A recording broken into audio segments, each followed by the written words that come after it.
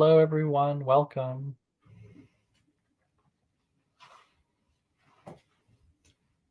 We're just going to give it a minute while folks trickle in.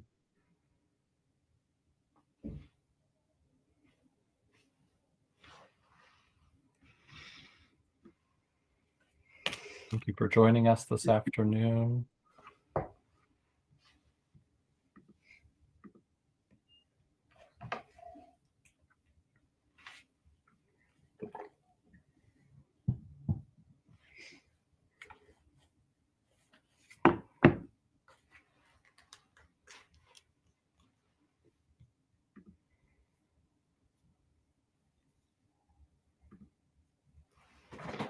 I think I'm going to get started here in just a minute. I think we're starting to level off a little bit.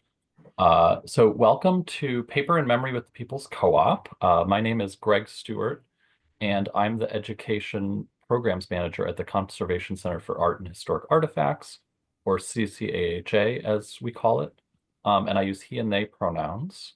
For accessibility's sake, I will say that I'm a white person with glasses and dark hair, and I'm wearing kind of a colorful stripy shirt, and my background is blurred. So a little bit about today's program. In conservation science, the phenomenon of hysteresis holds that paper will retain the memory of its past shape of being folded even after being flattened. With this concept in mind, we'll be talking to Courtney and Mark Strandquist from the People's Paper Co-op to hear about their cathartic work with returning citizens to make paper out of their expunged criminal records. While the paper contains remnants of its past, it is transformed through the act of shredding, pulping, and remaking, forming a vehicle for new expression. Courtney and Mark will talk about this project as well as the broader scope of their highly collaborative and multidisciplinary process to work with individuals directly impacted by the criminal legal system to develop tools, skills, and networks to advocate for themselves, their families, and residents across the city of Philadelphia in advance of their forthcoming book launch, Let's Get Free, the Transformative Act of Activism of the People's Paper Co-op. And you're going to get a little sneak preview of that book today. So before we get into their presentation, just some Zoom housekeeping. You are in Zoom webinar, so your video and audio are turned off, but you can ask questions or make comments to us in the chat. This program is auto closed captioned in English, and you can turn on subtitles with the little CC button in the Zoom toolbar. So we're going to have the presentation from our speakers, and we're very delighted to be joined by Joanna Hurd, who is our Associate Paper Conservator and Associate Photo Conservator here at CCHA, who will be our moderator for a discussion. And then after this discussion, it will be followed by time for Q&A with you, but please feel free to ask questions anytime during the program. And I'll be reading those questions out loud when the time comes. So this program is being recorded, and we'll send a recording as well as the presentation with resources in a follow-up email. And I want to thank the National Endowment for Humanities, the William Penn Foundation, and the Independence Foundation who make today's program possible. And if you could just go to the next slide, please. Thank you. Just a quick note about the organization I work for, CCAHA. We are a regional conservation lab and preservation services facility. We're based here in Philadelphia, but we work with organizations and clients all across the country. Our conservators treat paper-based objects like books, photographs, documents, artwork on paper, and more. And our preservation services staff work in the field, providing education programs like this one and helping institutions plan for the future of their collections. The center also offers a wide range of digitization services, as well as fundraising assistance, housing, framing, and more. And you can learn what we do at our website, ccha.org. A little more about the People's Paper Co-op. People's Paper Co-op is a women-led, women-focused, women-powered art and advocacy project at the Village of Arts and Humanities in North Philadelphia.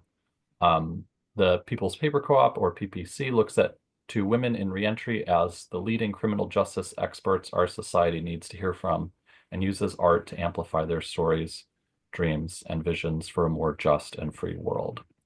Since 2018, the PPC has collaborated with the Philadelphia Community Bail Fund on their annual Mama's Day Bailout campaign.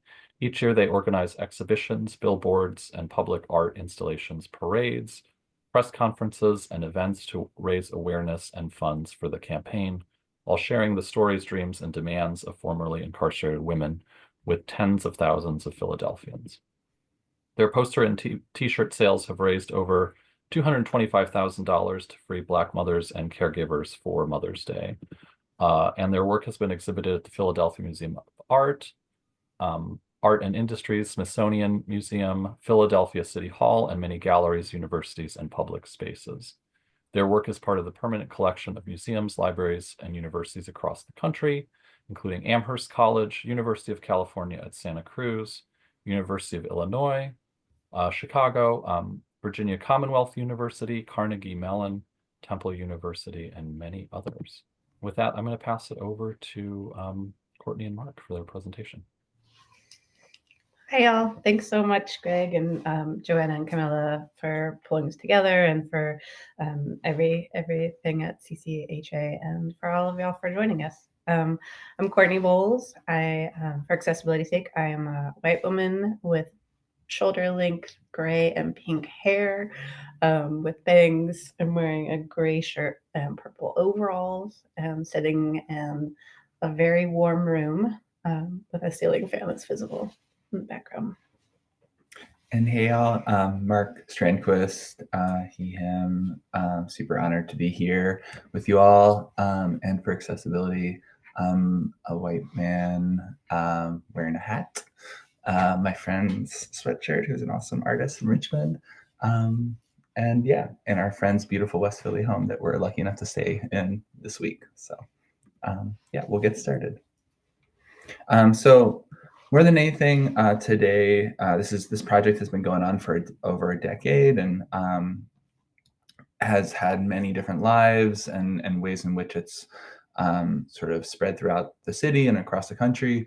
And we would love for y'all to see not only a window into the deeply intentional, collaborative, hopefully healing process that is both like healing for individuals and builds bonds of new community power, so that, you know, we'll really talk about our process a lot, but also all the ways in which from that intentional collaborative process that's very intimate and private often, creating sort of a concentric circle of art strategies that reach wider and wider and wider audiences that, as Greg mentioned, have helped to not only like talk about freedom, but to literally free people. So yeah, we'll kick it off. And one of there's many people's voices and quotes we love, but love this one from Ruha Benjamin. Remember to imagine and craft the worlds you cannot live without, just as you dismantle the ones you cannot live within.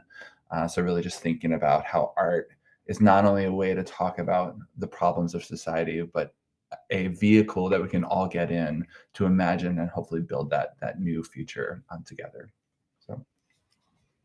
So let's talk about context a little bit. We were brought to the Village of Arts and Humanities in North Philly as artists in residence in 2014. It was supposed to be a 6-month residency that turned into a 10-year project. All of our projects start with questions and not answers. So we want to work directly with community members about what's impacting them and what's helpful to address. So in Pennsylvania at that time, anything folks were charged with, regardless of whether or not they were convicted, stayed on criminal records. And so folks that we were working with in North Philly were largely impacted by the lasting impacts of criminal records. And that's something that everyone wanted to address. So we worked with an amazing crew of community members in North Philly who had been impacted by the criminal legal system.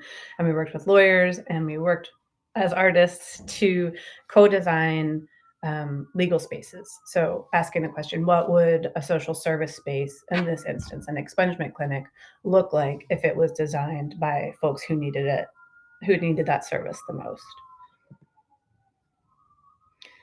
So we filled these the village with beautiful artwork that community members had made.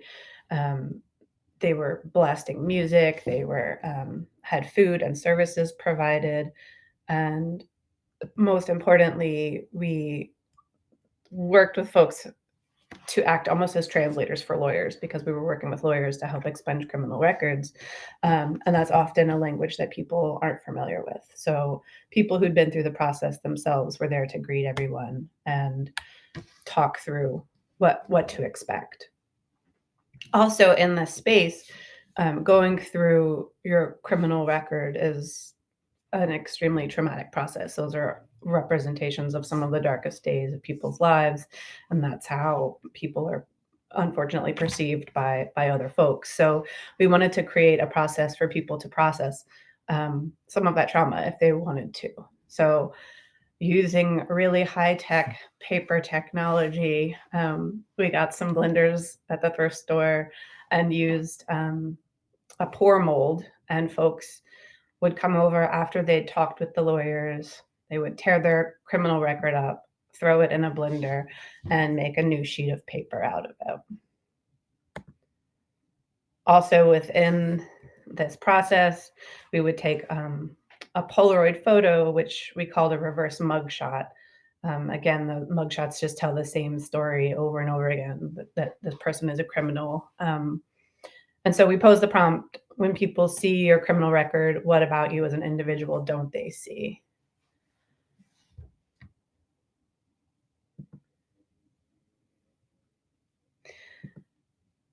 We also asked people a forward-thinking prompt, which was think about, without your criminal record, if your criminal record was gone, what would that free you up to be?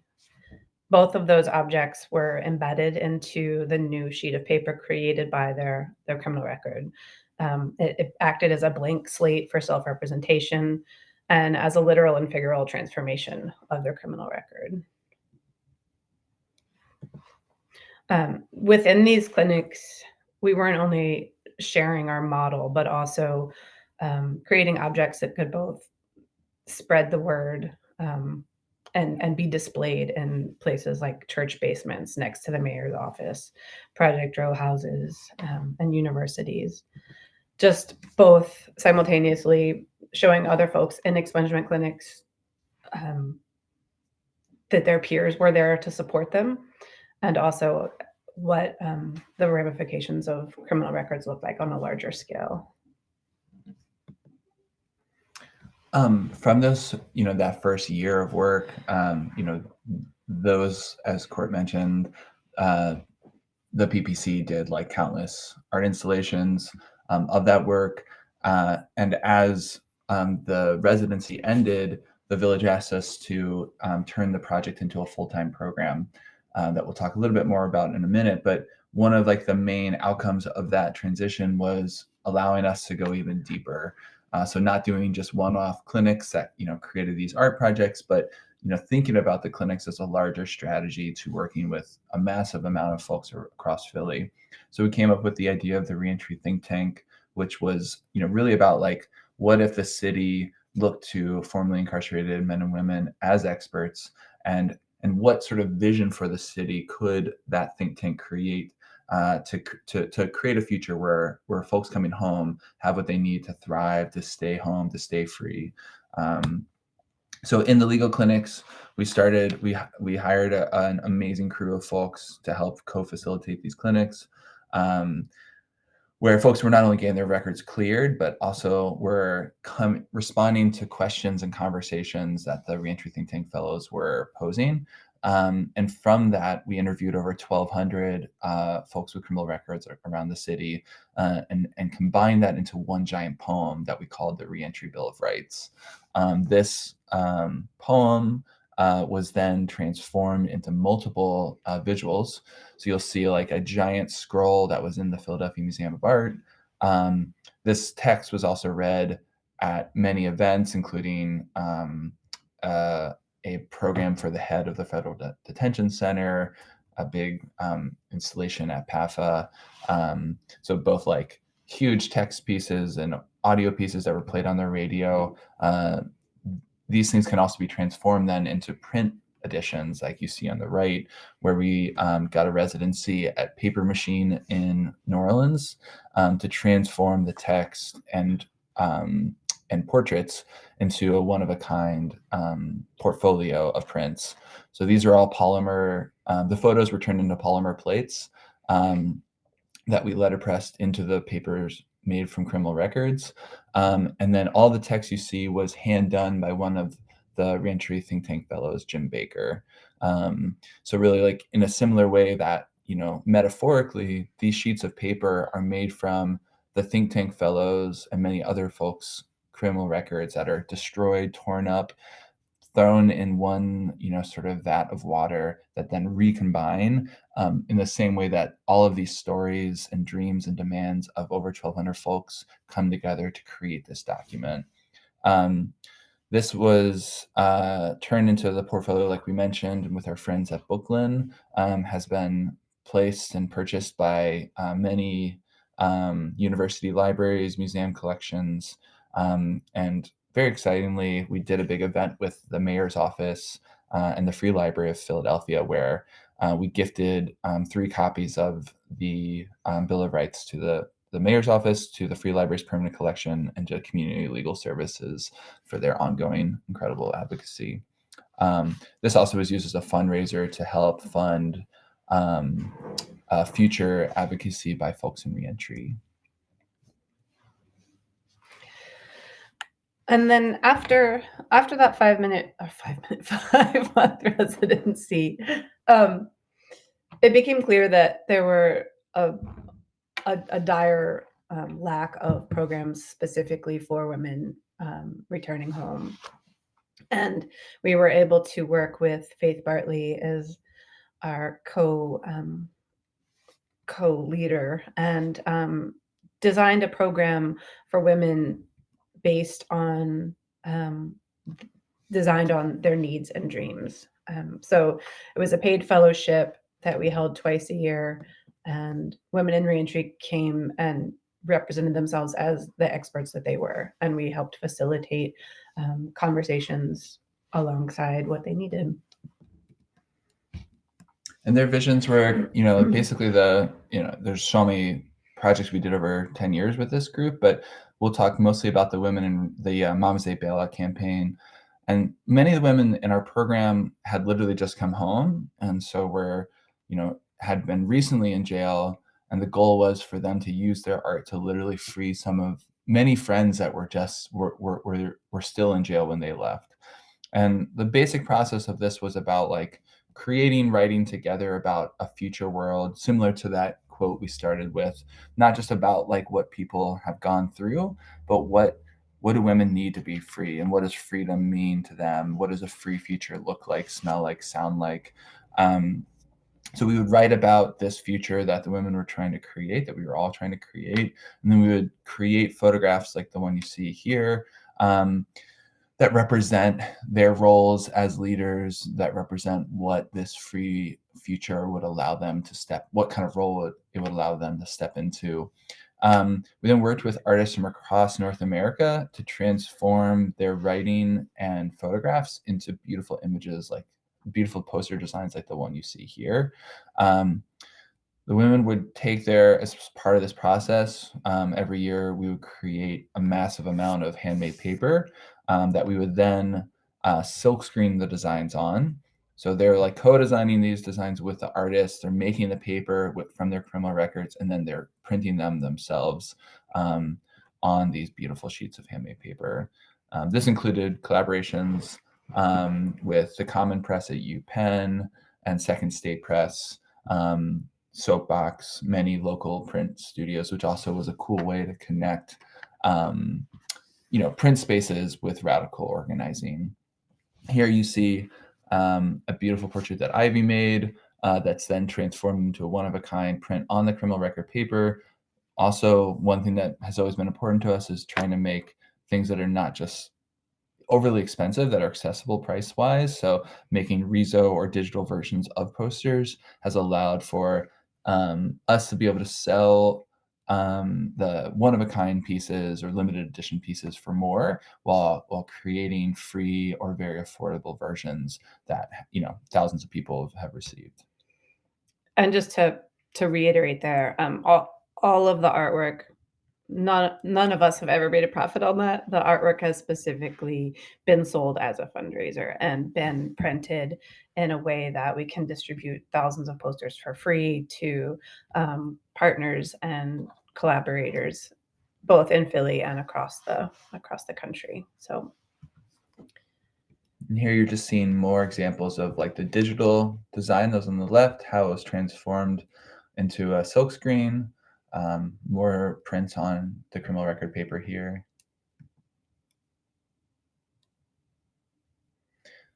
And you can see here in this one is with the artist Swoon that many may know, that the sometimes it's more, you can see the artifacts emerge.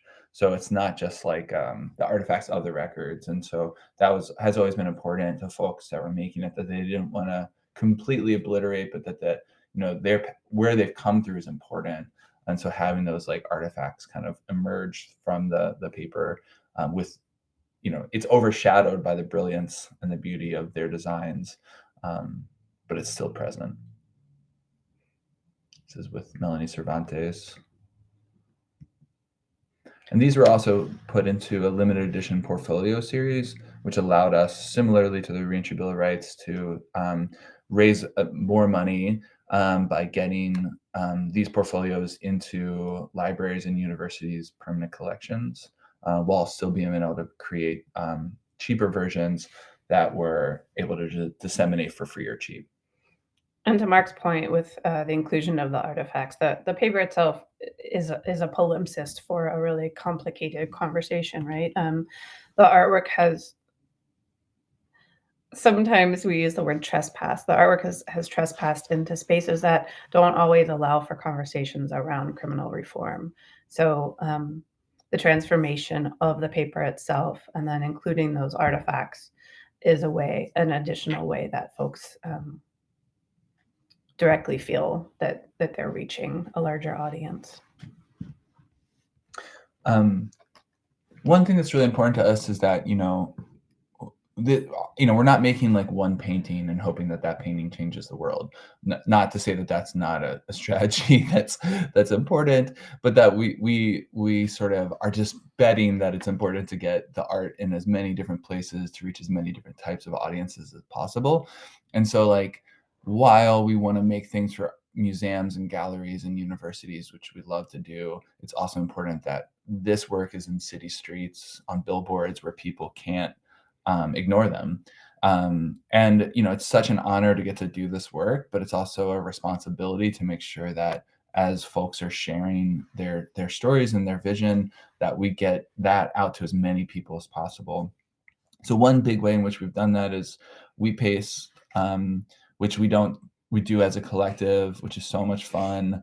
So we get oftentimes access to walls that we then literally, the posters you see here, one thing to reiterate is that we hope that you notice how many lives the artwork has, right? It's like collectively created in this way that brings people together, that is like healing in individual and collective ways. It makes this beautiful one-of-a-kind piece, but it can also be disseminated in all these different strategies. So you see the posters show up again. We have QR codes where viewers of this public art can immediately buy the art or donate to the bail fund. Also working with artists that to transform their posters into beautiful billboard designs that have reached massive audiences. See here. There's nothing more beautiful than a woman who is healing, which is a quote from one of the poems that Janaya wrote.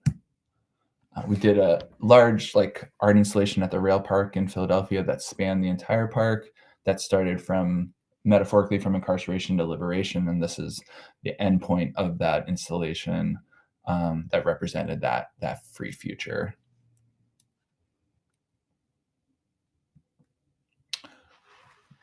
Every year we would design with the women in the program a one-of-a-kind t-shirt that we would then all print together, bringing silkscreen artists and t-shirt printing companies and advocates together to print a massive amount of t-shirts. We would sell these shirts, but as you'll see in a little bit, they also became beautiful ways to show our collective power. So here's a few of the designs. We made 6, I think, designs so far. Each one, every year features a different artist who have made the shirt designs. And these are just a couple shots with at Second State Press. We collaborated with the Young Artist Program, YAP, to design what you'll see in a minute as these welcome home bags for the moms that were being released through our fundraiser and through the work of many folks. So throughout the spring, as we were creating all of these projects together, one of the culminating events was actually going to State Road to welcome the moms that were being bailed out home. As Mark mentioned earlier, oftentimes women in our program had literally just been incarcerated with folks there. So typically when people are released, they're dropped off at the bus stop and given a SEPTA pass, and that's it. And so folks wanted to create a very welcoming space to welcome their peers and loved ones home. So each spring we would go with the Philadelphia Community Bail Fund and other advocates and set up a pop-up art exhibition and be there to welcome folks as they were being released with pizza and hugs and welcome home bags filled with flowers and artwork and basic necessities, and give people the welcome home that they deserve, that we all deserve.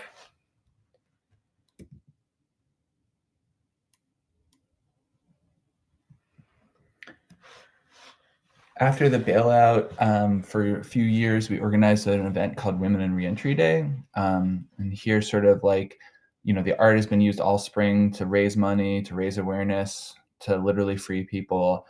And then from the jail comes the City Hall, where we would do a big rally, where the art, women in the program and other amazing leaders would speak. And then we would march down Broad Street carrying like a people-powered art exhibit, carrying the art down Broad Street to Broad Street Ministries, where we set up a big art installation, and usually like a 2-day symposium and conversation full of performances and shared meals, celebrations. One of those years, we used the sort of convening, which brought together hundreds of women reentry advocates and system stakeholders, to co-write the city's first Bill of Rights for formerly incarcerated women, which was given to the city. You see here PPC fellows being given a citation by the mayor for their amazing leadership. The women's writing that came out of that Women Reentry Day was actually published by the city as part of their annual Women's Commission report. And last year, 2 years ago, because somehow time doesn't exist. We received a Oscar Romero Award from the Rothko Chapel. At the same time that Haverford did a retrospective of the work, which you'll see a couple images of here. And that sort of was the impetus for creating like a 10-year retrospective book about the project. So here's some images from that Haverford exhibit. And one of the things that have always been important about the work is sharing our model. And this book will be almost a blueprint, sharing so many of the tactics and stories that women in the program feel are important to be shared. And with a project like this, especially within an archival conversation, there's just so much ephemera. Like there's, thousands of worksheets, hundreds of pieces of art, videos, audio interviews, public art, documentation. There's just so much. So it's been like a joyful, but very complicated journey to making this book, which we can show a couple spreads of. Here's these are nobody has seen any of these. These are draft edits of some of like the book spreads, but this is from the chapter on the bailout. So the book will kind of go through in a similar way that we just did the presentation. Not only like how we made each thing, but sort of trying to kind of weave these strategies into a narrative that allows, other people in other cities or communities tools to do this work on their own.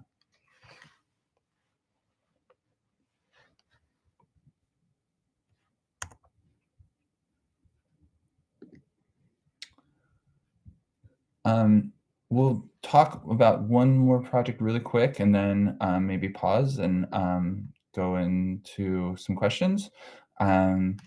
But the last thing we'll talk about is art installation we did as part of the Monument Lab national project.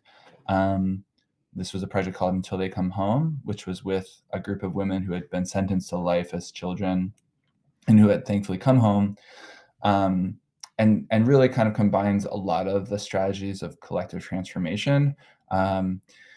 This finished, so initially came from a series of projects we were doing with women who had been sentenced to life or long-term sentences, where we created fundraiser prints that were then used to create billboards along the Pennsylvania Turnpike. We made videos that screened around the state and in prisons. And then we're asked to create the monument as part of Monument Lab. Staying power. As part of Staying Power, yeah. And this monument was designed by the group of women that are featured in it and imagined a free future where the women that they were locked up with when they were still incarcerated are also free to come home. Here you see Mika, Star, and Paulette, three of the women featured in the installation. And some kind of things to highlight here are this band of wood was actually charred. Like we used a propane torch, which was basically like a flamethrower, which was really fun and not a typical paper maker tool. And then we use a CNC laser cutter to carve through the charred wood to reveal the poetry that the women had written about this free future. Which the monument itself is circular because it was representative of a crown, and all of the women are part of are all queens. And the wood was burned because it was important to include the symbols of the phoenix rising. Each of the circles behind them have really beautiful stencils by our friend Katie Kaplan, who worked with them to choose plants that represented strength, love, nurturing, plants that are perceived as weeds but hold magical powers. So every element of it was very intentional and designed with the incredible folks that we worked with. And we'll stop sharing there for a minute. But to jump into questions if there are some, but we have other paper-based projects we're happy to speak about as well. Yeah, thank you for that really incredible presentation. It was so amazing to see kind of the history of your work unfolding in a way that was new to me. So that's very exciting. And of course, that's such meaningful work. So thank you. So yeah, I think we can turn it over to Joanna now for some moderated questions. So please, if people in our audience today have questions, you're welcome to drop them in the chat and we can get to those too. But Joanna, do you want to kick us off? Sure. Hi, my name is Joanna. I use she, her pronouns. And for accessibility, I'm a white woman with glasses and orange hair in front of a white wall. So this project is just so absolutely incredible and powerful to me that bringing science into it at all feels almost wrong and glosses over the actual significance. That being said, There's such a parallel to what we think about in paper conservation and all of the stress that builds up in paper over time, that memory never fades. That stress is always there, but one of the ways that we can release it is through applying water, and pulping is like the most intense version of that. So I was just really curious how, um, because it does seem like every part of this project has been so intentional. And I like to tell art students that every time they make a decision about what media to use, they're making a scientific decision. So just really curious if you kind of had any of these in the back of your mind when choosing this route for transformation, rather than like the phoenix rising metaphor and burning the paper and making paint from it or something. In part, I will answer that as a science nerd. Thank you for that question. I also studied archaeology and have been obsessed with artifacts and cultural artifacts forever. So I think an early project that we did, and we learned from the incredible professors at YouTube how to make paper, was we partnered with folks at the main branch of the library in Richmond, Virginia, where in Richmond at the time, you know, historically the capital of the South, there was at the time lots of monuments dedicated to heroes and nothing relegated specifically to the millions of people that were enslaved there. And we wanted to create work with the public library, incredible institutions, the raddest institutions anywhere, to create books that folks could check out and include their own histories in. So paper, artifacts, objects, it just made sense. So we were able to take their deaccessioned books, use the library, which is typically a quiet space, and make paper right there, and then use the covers from the old books to rebind those pages in, and people could check them out to include their histories, and then return them to the library to become part of the permanent collection. And I think so much of our work is about transformation and including, not erasing, making sure that those histories are still present, but creating new life for them. Yeah, and I think like part of why like paper making is like a really uniquely powerful art medium is that, or at least in the ways that we would use it in like both like very public events like legal clinics and also very private, intimate spaces like our workshops. You know, for the women in the program, like they would literally tear up their records, and we even had like a song we would sing called "Tear It Up, Toss It Out, This Ain't Me," which was really fun to tear records up to that song. But you know, like it's like your story, it's your history, it's your trauma, it's your past. It's often what other people have said about you, not what you would ever say about yourself. But it also gets mixed together. So like my record gets mixed with yours and vice versa, to create new bonds, new layers, new vehicles for storytelling.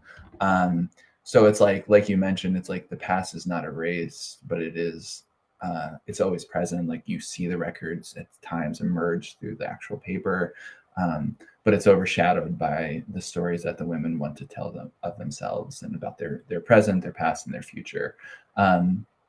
And it's just really accessible. Like I think it's always been really important to us that like any art project we make, it feels like that the women are understanding, or anybody we're working with understands that they could do this themselves.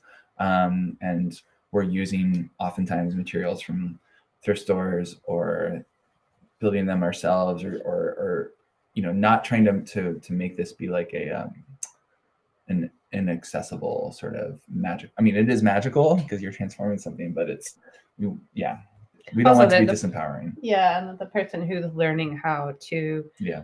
create the paper can then immediately teach someone else. Yeah. So the student becomes the teacher. Yeah. And to your point about like, where does that come from? No, it's very infrequent that folks we're working with have ever thought about where paper comes from, right? So that allows for a completely different environmental conversation, right? Yeah. And Yeah. using was gonna water and yeah. One of my next questions was, how much did you guys talk about that during the process of like what decision making goes into paper making, although it can be none, basically, which is, we love accessible magic. But some of the ways that you can work with it to recreate it in a more unique or different way. Yeah, I mean, for certain projects, like we would add things to the paper. So like transforming the records, but adding flowers that we picked and harvested the petals from and like spread those in and embedded poetry into them. There was a lot of that sort of thing too, where it's like, this is a vessel that you can continuously add to like make it your own. I'm trying to think of other examples of that, but I mean, seedable paper for sure. We like made projects about seeding our dreams and the futures we're trying to build. So paper does like, yeah, lend itself to so many ways, and for like a educational tool, it's an incredible vessel and vehicle.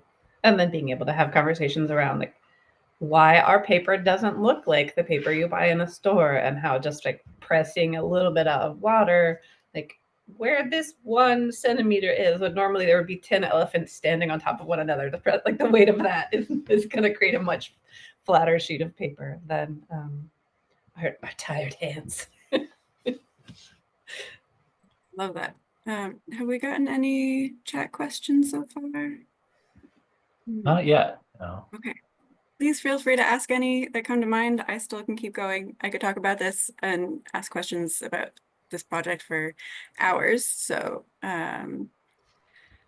one of the other things I wanted to ask was how paper is a kind of dynamic object and will continue to change over time. And then you're also incorporating Polaroids, which are notorious for doing all sorts of things that we don't love over time. I saw actually some of the Polaroids had kind of bled into the paper in a really beautiful way. How much is that like a conversation that you guys had? I mean, I think we'd be lying if we were like, when we started this project, it was like, you know, a 5-month long residency, and we just like went as hard as we could for those 5 months. And I think in those initial moments, you don't really know how, like, you don't know where it's going to go. And so we both like weren't mentally there and didn't have, I would just say, like the financial, we were in a different situation where it was just like, just do the work. And so like thinking of the archive from the beginning was not part of our thought process. And that is part of why I think, like, you know, and we were doing things in legal clinics that, you know, typically are not art spaces. So it is like messy and kind of like imperfect, and that's part of the charm, I think. And as we've gone through the project, like, I think it became clear that, you know, we were really incredibly, we were always proud, but like that this was something unique, and like that we should be maybe being more mindful of putting acid-free paper between like silkscreen prints or whatever it is, and just starting to bring in some of these tools. But I think in those initial years, it was just like, what's fast? Oh, a Polaroid, and I'm a photographer, so it was like, people can see it, they can make sure that they feel comfortable with the photo, they can take a copy if they want. But it wasn't from like I wouldn't say that there were intentions, but the intentions were about making it as accessible and fast. And yeah. Did you have to like walk anyone through, was anyone upset about the Polaroid bleeding or anything like that? No, I don't remember that. No, I think a lot of folks were just really excited to see Polaroids again. Like, Yeah. this reminds me of being a kid. And we Awesome. got, and we're like, very gracious about like the quality of the Polaroid film itself. yeah, I had like it's a SX70, which is very beautiful old Polaroid. You can actually focus, and we got like a ton of Polaroids developed or donated from a couple from both like the Polaroid company and the Impossible Project. So we were able to just shoot photos all the time with folks. That's incredible. Yeah. But we've also since gotten a scanner. Yeah. So thankfully, some of the singular objects. Yeah, amazing what a bit of digital preservation can do for putting your mind at ease. Yeah. True. Yeah. Has it become part of the conversation over time about like the way paper ages and takes on new memory? Or am I just kind of stretching now? I don't know that it has for us. I'm trying to think of an example of like, no, not really. Okay. Yeah. It's totally fair. Did anyone have like, I guess I'm really wondering about what the participant experience was like for exploring all of the new possibilities of using art as expression, but also medium, like a practice to relieve stress in a lot of different ways. Yeah, is there anything more you wanted to say about? I would just say like, I mean, we, from our project, many things have grown, and like those include like there was a monthly ladies' night that Faith and other folks in the program started. That was basically like, oh wow, like we're seeing how effective at like healing and bringing people together. Like art is a vehicle for that, and I think like the best way to see if something is worthwhile is the fact that people try to replicate it, right? And like so Faith and others, like we helped with this, but like created this amazing series of events for women in the neighborhood, that and each month had a different art practice all around healing and bringing women together. So yeah, I think for sure like that's part of like what Courtney was saying about like using strategies and tools that like it's not everybody is not a student. They're both a student, but then become a teacher and can use those strategies, whether it's literally paper making or art as a healing tool, into their own lives and daily practices. So for sure, I think, I think making things that teaching people like how to use these strategies allows for them to employ them in their own lives. Mhm. And also, this is a little bit tangential, but just thinking about how people have expressed that impact, as you were asking, early on in the work at one of our clinics, a woman had arrived and went through the process and was there the whole time. And when she left, she was like, I came here, I was afraid, I didn't know anyone, and I'm leaving feeling like I was at a family reunion. And that was like the pinnacle of what you could hope that your work would do. And so I think that cathartic process of reclaiming your narrative and your story has been really helpful for a lot of folks. Have either of you picked up new techniques from the women during the workshops? My sass game has escalated. I think like always, like you learn so much. And I think like for me, I think what we've always, I think it's like easy to try to like wear all the hats and try to think that you can or maybe it's not easy, but I think sometimes this is what happens where we try to be the artist, the organizer, the leader, the teacher, the public speaker, the friend, the fundraiser, the social worker. And these are actually like all really important skill sets that people have spent years refining and developing or just through life developed. And I think like one thing that we have learned over time is that like it's much better when we just try to create a broader team of people that kind of can do many of those things. And so, now when we're doing workshops, it's important that regardless if it's connected to this project or others, we just really think about who's going to be in the room and who's going to help set an environment that is like healthy and inspiring and engaging, and all the things that we've learned from really like PPC fellows who were fellows one year and came back the next year as teachers, learning from them about how they transformed an environment in ways that we could never do. Beautiful. As I said, I could ask a million more technical questions, but I know that you have other projects that are also magnificent and deserve time. So we've got like 10 minutes left if you guys wanted to jump back into that. Sure. Yeah, we can talk about a couple of That'd those. be great. Is that okay, Greg? Yeah, that sounds great. And if anybody wants to interrupt Thank at you, any Anna. point with a question, feel free. Does this look okay? Looks good to me. Okay, cool. Do you want to talk about this one? Yeah, you can start. Tag team. So there's just a couple examples of like how like paper making has been used in like other projects. So we were chosen as one of 6 artists to be part of the Friends Peace Sanctuary project, which was working with refugees from Iraq and Syria.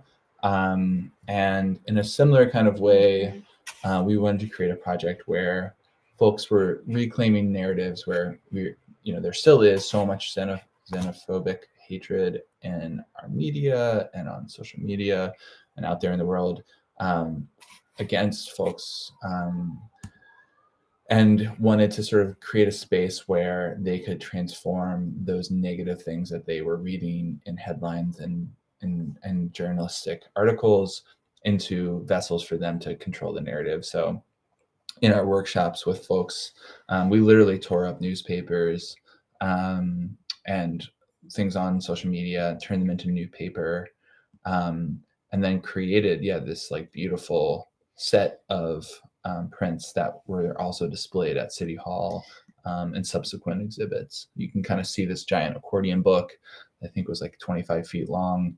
And that was the hands of all the participants.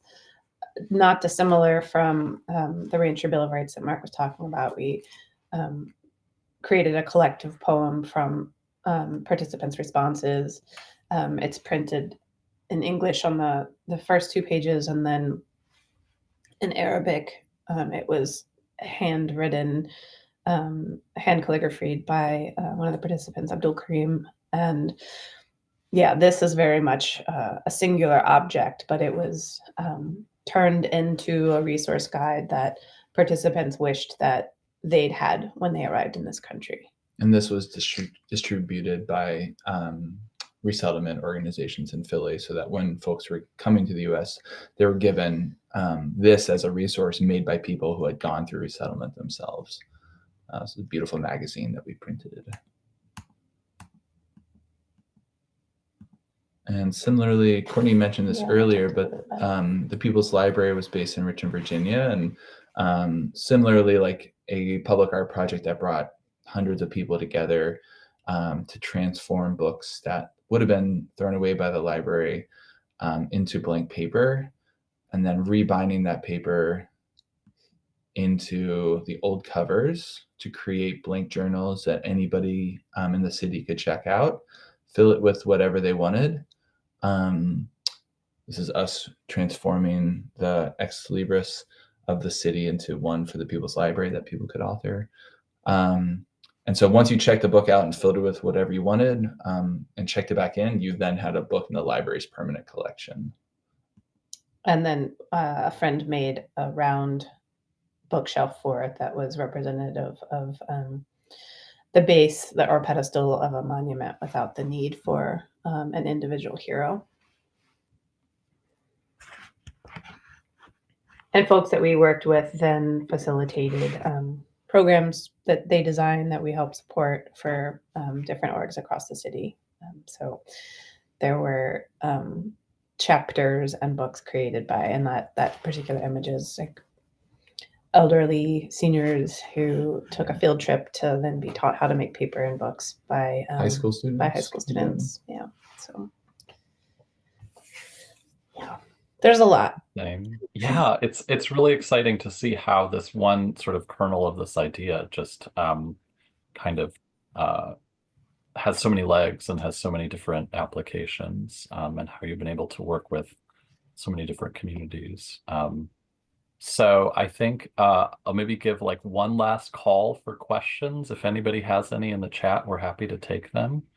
But if not, that's okay. If you're just happy to kind of be absorbing all of this today, that's wonderful too. Yeah.